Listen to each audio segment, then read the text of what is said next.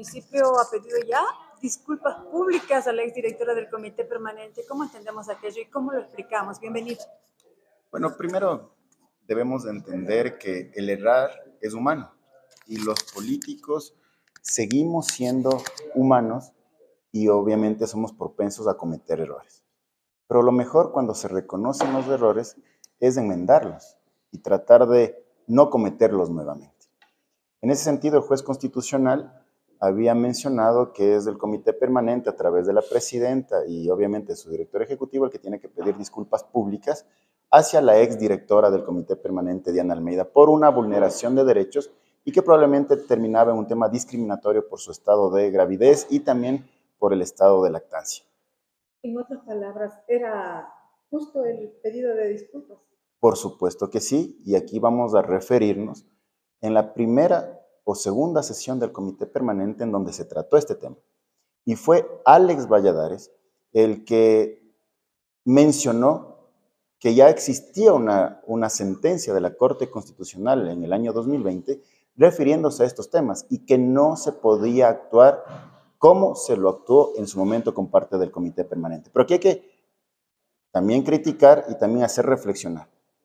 La mala estrategia desde el secretario estratégico de la municipalidad, en concordancia también con la Procuraduría Síndica y también con los miembros del comité que votaron a favor, por ejemplo, una de ellas la concejala María José López, en donde en conjunto con la alcaldesa votaron a favor de cometer esa ilegalidad. Nos quedamos ahí. Ella es una funcionaria de libre remoción. ¿Podría ser cambiada?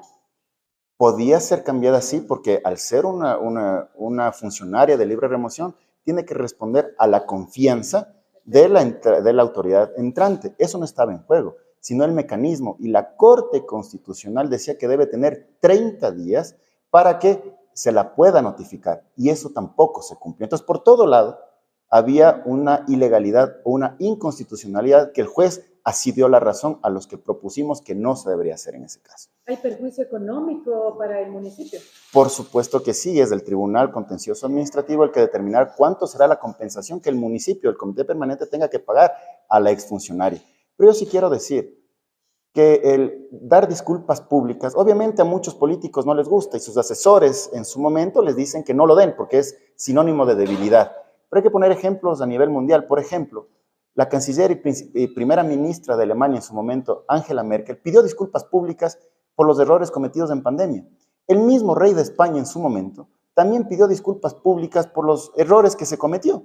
Entonces, no es nada demostrar debilidad, más bien es humanizarnos a los políticos que nos creemos de pronto en un pedestal, pero no podemos entender aún el por qué no se ha dado las disculpas públicas. Se dice que ayer se dio a través del alcalde encargado.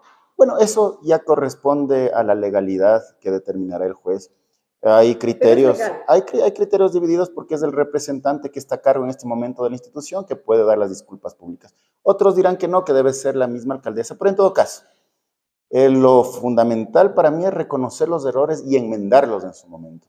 No nos hace el ser alcaldes, presidentes, concejales, no nos hace exentos de cometer errores, pero qué mejor demostrar a la ciudadanía que podemos enmendarlos y públicamente mucho más. ¿Es probable pensar que se vengan más acciones, a lo mejor que las pueda poner la exdirectora o el mismo municipio de Ambato? Bueno, hay que esperar en este momento primero el criterio del juez constitucional, si acepta o no las disculpas públicas emanadas del día de ayer por parte del señor vicealcalde, y verificar también posterior lo que diga el Tribunal Contencioso Administrativo de acuerdo a la compensación que tiene que pagar la institución a la exdirectora. En todo caso, estaremos a la expectativa porque lamentablemente estos errores lo pagan los ciudadanos. ¿Quiénes serán los que paguen posteriormente las compensaciones?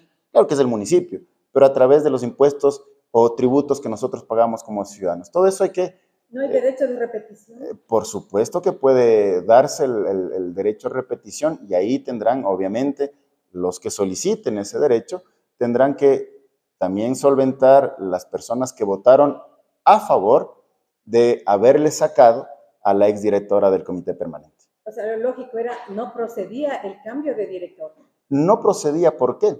Y lo vuelvo a manifestar como lo dije en la sesión de hace muchos meses atrás, que primero ya había una sentencia de la Corte Constitucional que lo decía, y en esa Corte Constitucional ya determinaba los plazos. No se cumplió con ese plazo, y por varias ocasiones consta en el acta, hice referencia a esa sentencia de la Corte Constitucional y no me hicieron caso, y ahí están los resultados que hoy tenemos, unas disculpas públicas y una compensación que tendrá que pagar el municipio, el comité permanente, a la exdirectora.